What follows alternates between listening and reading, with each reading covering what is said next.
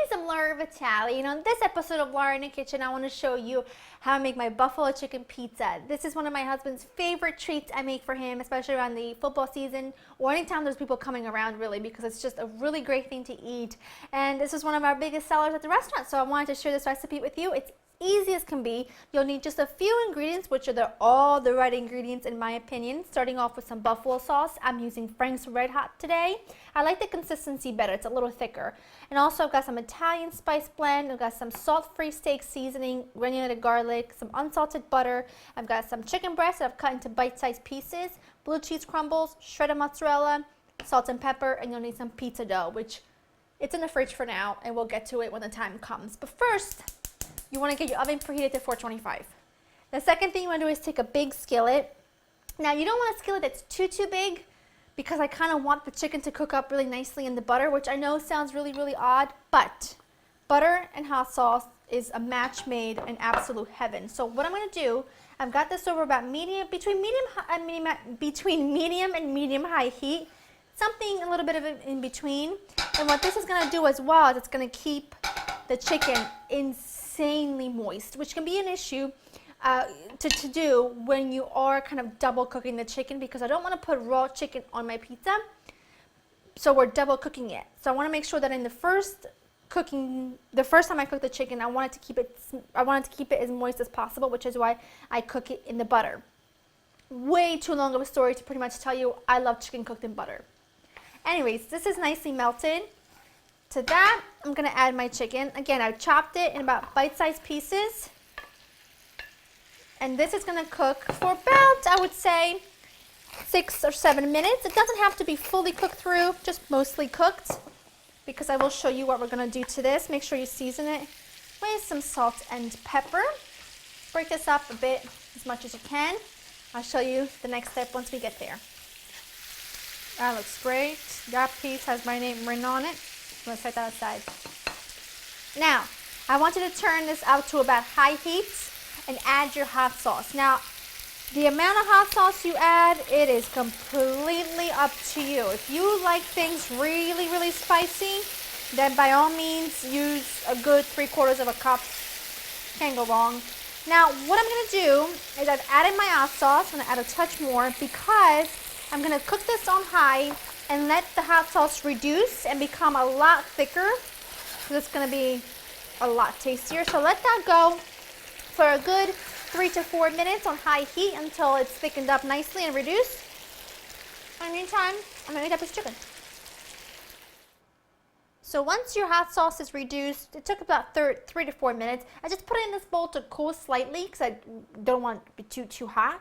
And now I've got my dough. Now you can buy pizza dough at your local pizza shop. Just walk in, ask them for a pizza dough. They'll sell it to you for a couple bucks. Or you can make your own. I know a great recipe, laurainthekitchen.com will have you covered. So all I'm doing is you can do this with a rolling pin. I just do it with my hands. I find it to be a lot easier. I just take my 2 fingers and basically create a border. Then I go in and I flatten it. And then make sure you've got enough flour. And then just stretch it out. Now what I have in the oven at this point is a pizza stone. I always make my pizzas on a pizza stone. I feel like they come out better that way. It's just a personal preference.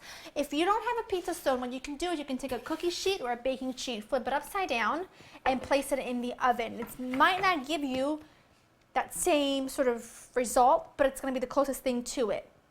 Also, if you don't have a pizza peel, which I've got a couple, but if you don't, you can just take a baking sheet, flip it upside down, and that'll be your pizza peel.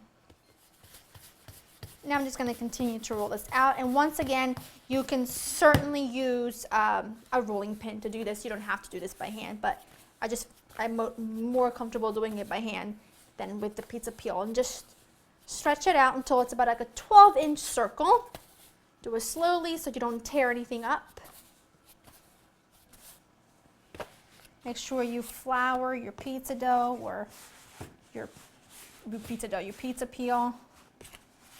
All right, that looks good enough. Now you want to work quickly, otherwise that will stick.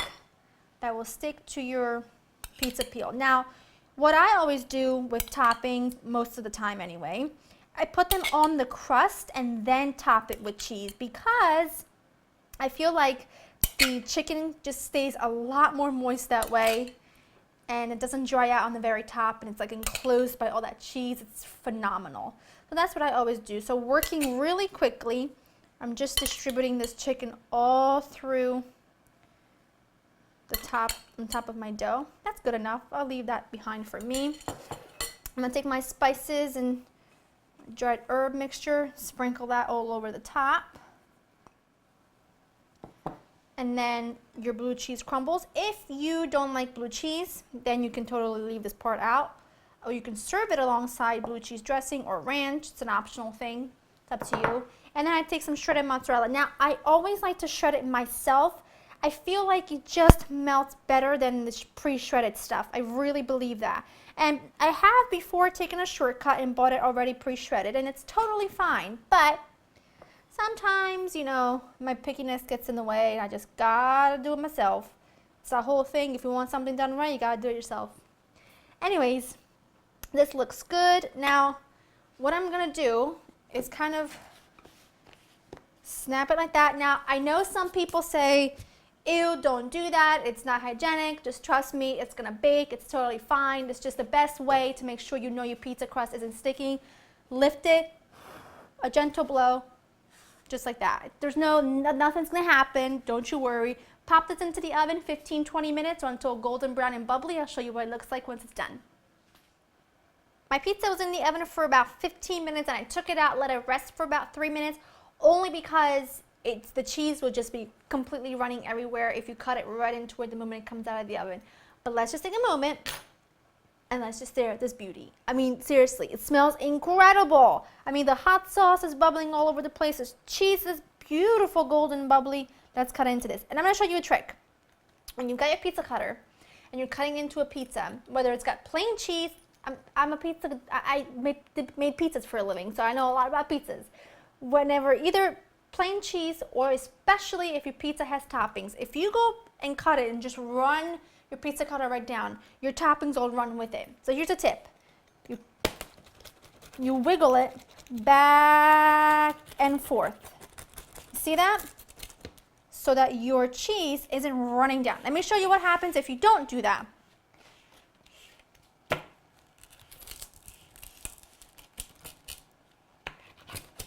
That was a bad example because the cheese set a little bit. But you get my point. You're going to just kind of work with it, okay? Just rock it back and forth. Never put your hand in the way like that because you can seriously cut yourself. And that, my friend, is done. Look at that. Look at the crust. Look at it all. I'm excited. I don't know. I'm going to cut this little tiny piece right here only because this will be my slice when we all sit down and have dinner, because I do have friends over, so I'm stealing a piece.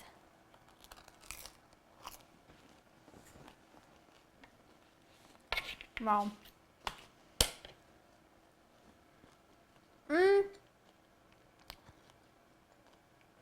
I can't deal with myself sometimes. I overdo it even for me. It's incredibly delicious, easy to put together, perfect for any party, especially a football party. I don't watch football, so I don't care. I just like to eat. But anyway, I hope you enjoyed spending time with me. Hop on all over to laurainthekitchen.com and get the recipe. That's incredible. I need some ranch dressing. Hope you enjoyed spending time with me, and I'll see you next time. Bye-bye.